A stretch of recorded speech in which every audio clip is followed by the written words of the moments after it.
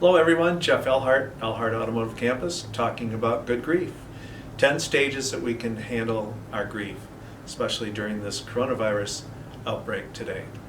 Today we're talking about stage 5, which is we may become panicky. So allow me to please read. We find ourselves becoming panicky because we can think of nothing but the loss. We try so hard to get our minds off the subject, and perhaps for a moment or two we can be distracted, but soon we are right back again where we started. Naturally, this hinders our effectiveness in anything we are trying to do. We find that we are not producing the work of which we are capable. We start worrying about our mental health.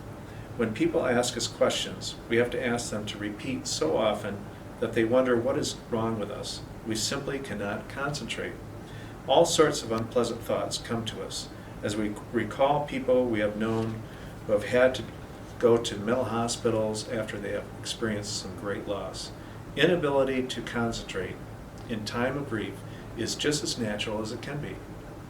It would be stranger still if we could easily put aside our grief for routine matters.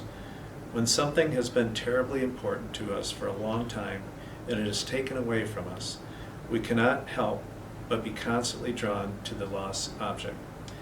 And we suffer daily as we struggle with a gradually dawning realization that is gone forever. When a person begins worrying about losing his mind or her mind, he often panics.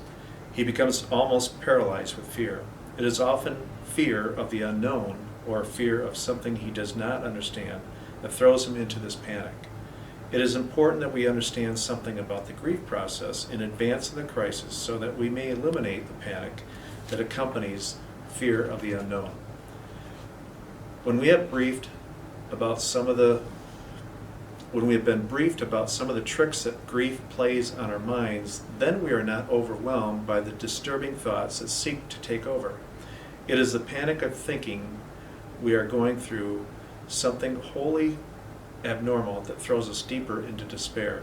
But it is not abnormal. It is normal. It is comforting to know that even panic is normal. To help ourselves through such a period when we can think of nothing but our loss, we must be open to new and different human relationships. At a time like this, all we want to do is run away from life. The last thing we care to do is to try anything new. We can think of 100 different reasons why we prefer to stay home and be gloomy rather than go out and be forced to be nice to people and think new thoughts. Such an attitude is natural. It is to be expected. We must not, however, wallow in our gloom, for it will only prolong our grief work. BDC service appointments, telephone please. BDC service appointments, telephone please. We're still in business. And to work through grief is very hard work. That is stage 5 of good grief. Tomorrow we'll step into we feel a sense of guilt about the loss.